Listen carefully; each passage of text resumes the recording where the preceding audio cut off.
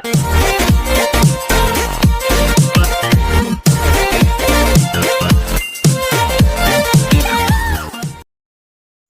दोस्तों, मैं घनश्याम स्वागत करता हूं अपने इस फ्रेश स्टडी चैनल पे।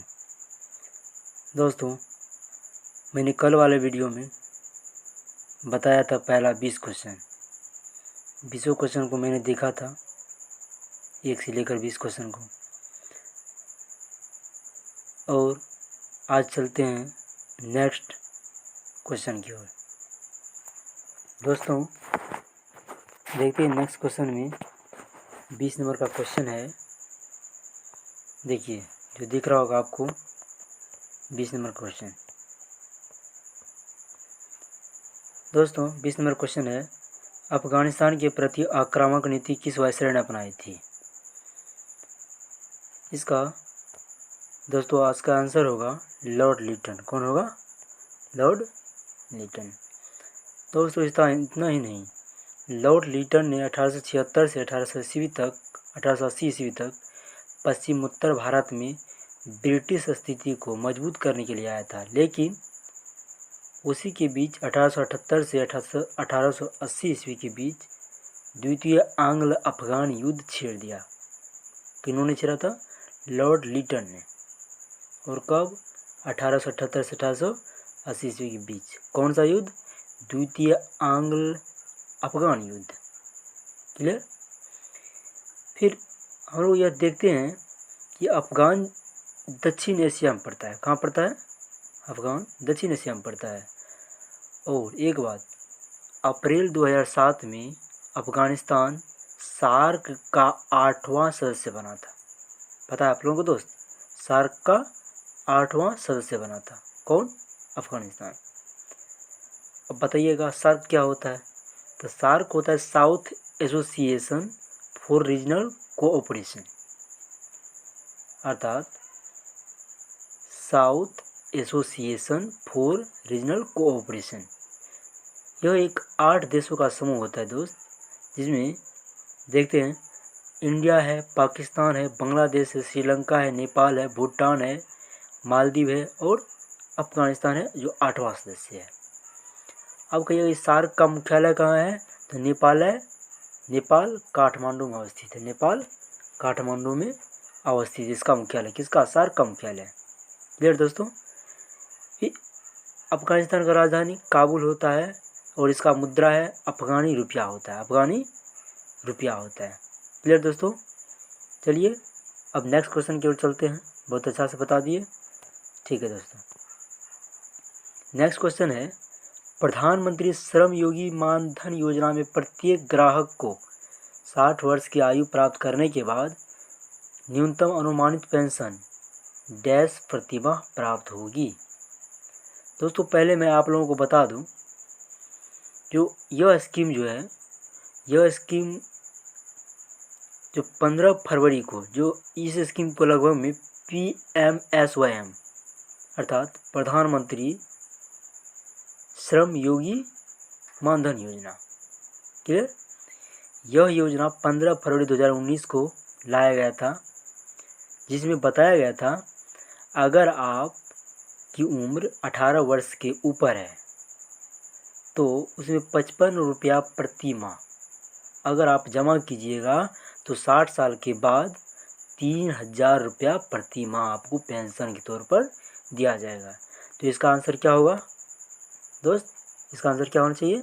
तो सी होगा। क्या होगा? सी, 3000। क्लियर? तो इसी स्कीम में कब? 60 साल के बाद, 60 साल के बाद, अर्थात एक पेंशन के तौर पर आपको यह रुपया मिलेगी। क्लियर दोस्तों? चलते हैं नेक्स्ट क्वेश्चन की ओर। ठीक है दोस्तों, अगला क्वेश्चन दोस्त फ्रेंड्स, भारत में न्यूनतम समर्थन मूल्य का निर्धारण कौन करता है? फिर से पढ़िएगा, भारत में न्यूनतम समर्थन मूल्य का निर्धारण कौन करता है? तो इसका आंसर होगा कृषि लागत एवं मूल आयोग। कृषि लागत एवं मूल आयोग। क्या होगा? कृषि लागत एवं मूल आयोग। कृषि लागत एवं मूल आयोग। ठीक है दोस्तों, क्या होगा? कृषि लागत एवं मूल आयोग। अब देखते हैं एक बात जानते हैं, कृषि लागत एवं मूल्य आयोग होता क्या है? मूल्य आयोग होता क्या है? तो भारत में न्यूनतम समर्थन मूल्य का एक निर्धारण जो है कृषि लागत एवं मूल्य आयोग ही करता है। अब कहिएगा ये न्यूनतम समर्थन मूल्य क्या होता है? तो न्यूनतम समर्थन मूल्य को घोषणा, इसका जो घोषणा है सरकार एक वर्ष में लगभग 2 बार करती है, रबी और खरीफ फसल के मौसम में। रबी और खरीफ फसल के मौसम में। अब कहिएगा आप रबी क्या होता है? तो रबी फसल अक्टूबर नवंबर में बोई जाती है और मार्च अप्रैल में काटी जाती है। अगर उसी समय कहिएगा आप खरीफ फसल क्या होता है? तो खरीफ फसल होता है जिसे जून जुलाई में आप बोते हैं और अक्टूबर नवंबर में आप काट लेते हैं। तो अब खरीफ फसल में आता है धान, मक्का, ज्वार। रबी फसल में आता है जौ, चना, मसूर, मटर, आलू, ये सब क्या आता है? रबी फसल में आता है। क्लियर दोस्तों? चलते हैं नेक्स्ट क्वेश्चन की ओर।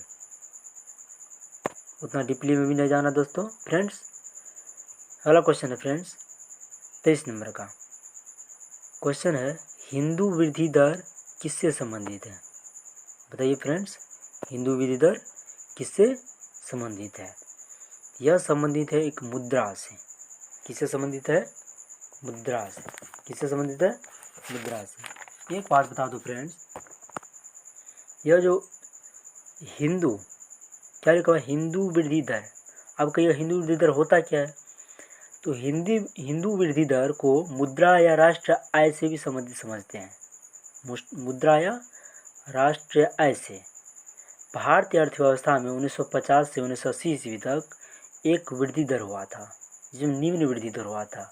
उसी निम्न वृद्धि दर को ही हिंदू वृद्धि दर कहा जाता है। अब आ गया होगा समझ में फ्रेंड्स? ठीक है, क्या होगा इसका आंसर? क्या होगा इसका आंसर? मुद्रा। क्या होना चाहिए? मुद्रा। अगर मुद्रा नहीं रहता क्या होता इसका आंसर? राष्ट्रीय आय। क्या होता? राष्ट्र आय। क्या होता? राष्ट्र आय। समझ गए फ्रेंड्स? क्लियर? अब चलते हैं नेक्स्ट क्वेश्चन की ओर। लिखा है, बिहार में कृषि कुंभ मेला 2019 में कहाँ आयोजित हुआ था? बिहार में कृषि कुंभ मेला 2019 में कहाँ आयोजित हुआ था? फ्रेंड्स यह हुआ था मोतिहारी में। कहाँ पे हुआ था? मोतिहारी में। मोतिहारी बिहार राज्य के पूर्वी चंपारण का एक मुख्यालय है। मोतिहारी जो है बिहार राज्य का एक पूर्वी चंपारण का एक मुख्यालय है। इस चंपारण में बिल्कुल नेपाल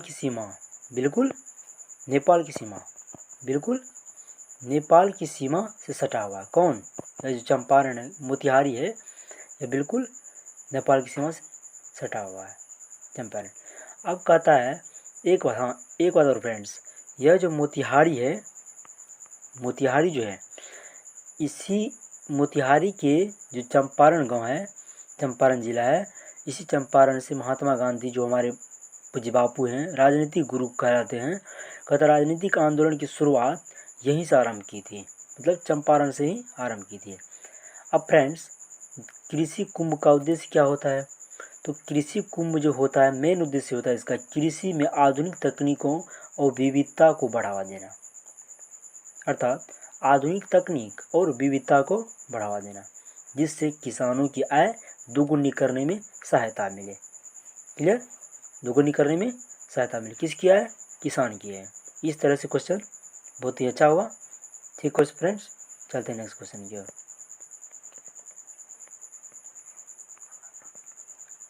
नेक्स्ट क्वेश्चन है 25 नंबर का, नीति आयोग के स्वास्थ्य सूचकांक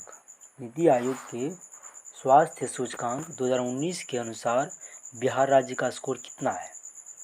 नीति आयोग के स्वास्थ्य सूचकांक 2019 के अनुसार बिहार राज्य का स्कोर कितना है फ्रेंड्स? कितना है? 32.11 है। ठीक है फ्रेंड्स, चलते हैं नेक्स्ट क्वेश्चन की ओर।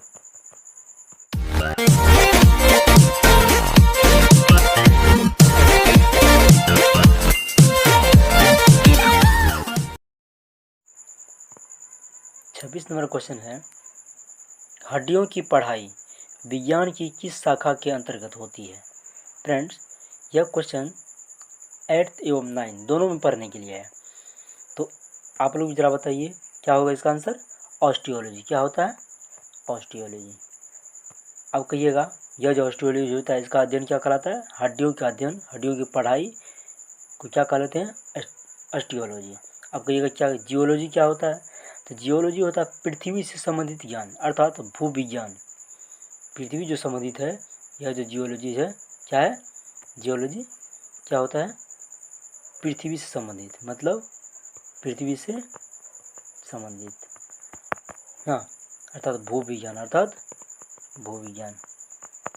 क्लियर? क्या कहलाता है? भू विज्ञान। सेरोलॉजी क्या होता है? तो सेरोलॉजी का मतलब होता है सीरम विज्ञान अर्थात शारीरिक तरल पदार्थों का, हमारे शरीर में जो तरल पदार्थ पाया जाता है उसी को कहा जाता है सीरम विज्ञान, उसी को कहा जाता है सीरम विज्ञान, उसी कहा जाता है सीरम विज्ञान। क्लियर दोस्तों?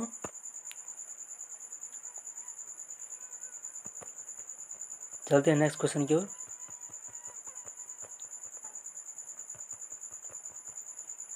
नेक्स्ट क्वेश्चन की ओर चलते हैं। 27 में लिखा है निम्नलिखित में से किसकी कोशिका में कोई एंजाइम नहीं होता है? फ्रेंड्स समझ रहे हैं? लिखा है निम्नलिखित में से किसी कोशिका में कोई एंजाइम नहीं होता है। इसमें इसका आंसर होना चाहिए क्या होगा? वायरस। क्या होगा? विषाणु या वायरस। क्या होगा? विषाणु या वायरस। अब इसमें देखते हैं जो अब एक बात पता चलता है तो शैवाल में जो होता है कोशिका भित्ति होती है। शैवाल में कोशिका भित्ति होती है। कोई शैवाल में ही नहीं बल्कि यहाँ जो लाइकेन है और शैवाल है एवं जीवाणु है, तीनों में क्या कहलाता है? कोशिका भित्ति उपस्थित रहता है। लेकिन यह जो विषाणु है इसमें कोशिका भित्ति उपस्थित नहीं होता है। इसलिए इस कोशिका भित्ति के अभाव के कारण क्या होता है? इसमें एक प्रोटीन कीट होता है जो कोशिका भित्ति की तरह कार्य करता है। इसलिए विषाणु की कोशिका भित्ति में एंजाइम नहीं होती है। क्लियर दोस्तों? Clear friends? चलते हैं नेक्स्ट क्वेश्चन की ओर। ठीक है फ्रेंड, समझ गए होंगे आप। फिर नेक्स्ट क्वेश्चन है मनुष्य के शरीर के किस अंग में लिम्फोसाइट का निर्माण होता है? मनुष्य के शरीर के किस अंग में लिम्फोसाइट का निर्माण होता है? फ्रेंड्स, मनुष्य का जो अस्थि मज्जा है, मनुष्य का जो ब्रेन है, ब्रेन का एक भाग है अस्थि मज्जा, क्या कहलाता है? अस्थि मज्जा। क्या है? अस्थि मज्जा। इसी अस्थि मज्जा में किसका निर्माण होता है? एक लिम्फोसाइट का निर्माण होता है। अब कहिएगा लिम्फोसाइट क्या होता है? तो लिम्फोसाइट जो होता है WBC अर्थात श्वेत रक्त कोशिका का एक प्रकार होता है। यह शरीर की संक्रामक अर्थात कोई भी बीमारी जो होता है और बाह्य पदार्थों से रक्षा करने वाली हमारे शरीर की प्रतिरक्षा प्रणाली की कोशिकाएं कहलाती हैं। कौन? लिम्फोसाइट। अब कहिएगा लिम्फोसाइट क्या? लिम्फोसाइट भी 5 प्रकार की होती है फ्रेंड्स। अब उतना डिटेल में नहीं जाना है फ्रेंड्स, चलते हैं नेक्स्ट क्वेश्चन की ओर। ठीक है फ्रेंड्स, लिम्फोसाइट भी 5 प्रकार की होती है। 29 नंबर का क्वेश्चन है निम्नलिखित में से किस हार्मोन में आयोडीन मिली होती है? निम्नलिखित में से किस हार्मोन में आयोडीन मिली होती है? तो आप लोग जरा अंदाजा लगाइए। यह जो होता है थायरॉक्सिन में होता है। किसमें होता है? थायरॉक्सिन में। किसमें? थायरॉक्सिन में। किसमें होता है? थायरॉक्सिन में। थायरॉक्सिन हार्मोन है, यह हार्मोन थायरॉक्सिन मतलब थायरॉक्सिन हार्मोन कहता वसा, प्रोटीन और कार्बोहाइड्रेट को नियंत्रित करता है। हमारे शरीर में वसा, प्रोटीन एवं कार्बोहाइड्रेट को नियंत्रित करती है। इतना ही नहीं, यह ब्लड में जो चीनी होता है, ब्लड में जो शुगर का बीमारी होता है उसमें कोलेस्ट्रॉल को क्या करता है? कम करता है, थोड़ा कमी लाती है इसमें।